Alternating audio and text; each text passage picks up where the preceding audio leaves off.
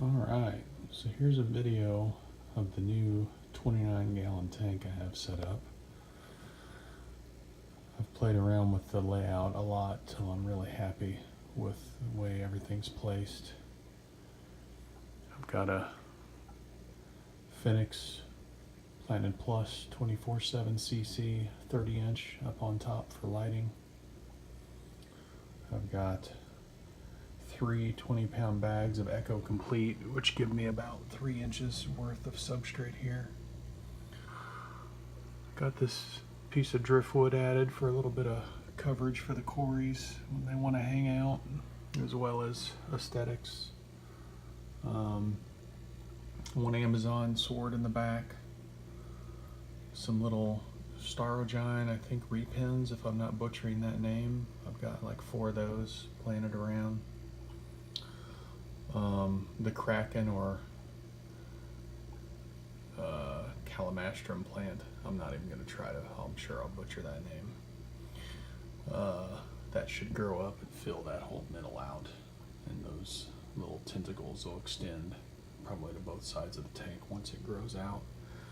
I've had to make sure, planting depth, I didn't have that too deep. The crown, same with back there. Initially I had them planted a little deep, which I think caused that sort of transparent look on the leaves. I do have root tabs, cecum flourish tabs underneath the roots for each of these root planted plants or root feeding plants. Here's another little rosette sword over here that was too deep initially as well. Some repins, a bunch of those in the back, kind of bunched up with a weight at the bottom. 2 Java ferns, I believe they are, that are kind of, I've got them tied with a little bit of fishing string to the driftwood there, because they don't like, I guess, to have that planted at all, which I didn't know initially. So that will be hopefully a little better for these guys to grow outside of the water. Plus it looks kind of cool attached to that driftwood. So yeah, this is the 29-gallon top fin starter kit, which actually came with a hood that I hated. It was a plastic cover hood that covered the whole top. The lighting was crap. So I ended up having to I bought a hinged hood from PetSmart, and of course it doesn't fit. It was too long or too wide, which led me with no real lid. So through a little DIY and Google searching, all of this white trim here is a piece of product from Lowe's that I purchased and cut, and it just slides on to the glass here, and it's pretty snug. So I went to Lowe's, found, measured this hop, got a couple pieces of scrap glass that they had them cut it to size, put 2 pieces of this white material cut to size on the left and right, and then the bottom piece of glass is tucked into that sliding piece. This piece here just sits on top and slides back and forth, but it works great. No complaints. I also cut a little piece of the plastic because it was a little loose, that's pushed down in there as a little shim to keep this from moving much. So real happy with the glass. Have me a little feeding spot, put all the food in there so it doesn't blow everywhere, and kind of falls right here to the middle, which is great. A little cloudy right now compared to my 10-gallon, which we could see here, but that's not surprising because I've been dosing cecum stability and I'm actually still really cycling. So I have 2 sponge filters, one on each side, aquatops, being pushed by some Whisper 40-gallon air tanks or air pumps, which are hard to see in the kind of dark here. And also, this is not full light. This is my 50% light at 9 a.m., which I run for just a little bit of time in the morning. So 2 of the Sponge filters, one on each edge. I gave some space here so that I don't get debris collecting back there. You know, it could suck water from all four sides pretty evenly, which I think is nice. I've got my little ammonia alert and pH alert, which isn't as important, but the ammonia alert I use regularly.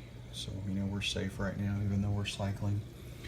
Then I got these off of Amazon, little inline air adjusters, which I have, so this thing isn't running just full throttle. This thing, if I had all these open, the tank is like, the water's going crazy. So I had to throttle them back a little bit. Then in the back, you know, I had kind of this open space, and I really like the look of the air stones. So I put dual air stones coming down. They're just, you know, small little air stones. But I've got, you know, 2 of the suction cups for each one to keep them sort of centered, you know, and then I have the tubes going up with a little adjuster here in each one so that I can control them. Initially I had them hooked up a different way and they weren't evenly bubbling, so I had to put the T up here at the top instead of in the tank so I could control the airflow to each one individually. And those are pushed by one of my initial 20-gallon Whisper air pumps, so I've really got 3 air pumps all hiding in a little wicker basket down here that you can't really see. So that's it for now. I've got some Amazon frog bit at the top with the roots starting to grow out. I have, since I started with this in my 10-gallon, I only have 6 pieces of it. I've got some little scraps that have broke off and started to grow themselves, but I've got more of that coming in. I think another 20 pieces to give a little bit more coverage at the top, and that should look pretty cool once the roots start dropping into the water, plus it all kind of bunches with the water flow there. So pretty happy. Keep the temp right at, I don't like this thermometer. It keeps defaulting back to Celsius every time I want to look at it. I got it really cheap, so I'm probably going to return that. I've got a different one coming from Amazon, but I keep it about 76, 78 degrees. I've had to tweak my heaters. We'll see that. See, this heater's kind of kicked on right now, which is fine. I've been riding around the 76 degree marker the last few days, which is right where I want it with these particular fish, which I have some of these little dainty cories, which have the little specks on the side, some pygmy cories, which have the long strip on the side. There's Ezra, my beta.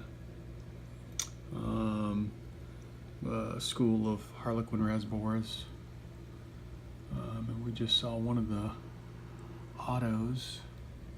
Got 3 of these little ottos that like to dart around. And then this little guy, he snuck in on my dainty cory order. Apparently he's a guppy, but a fry. He's super tiny. The betas left him alone for now. We'll see what happens as he grows out, if he still gets left alone.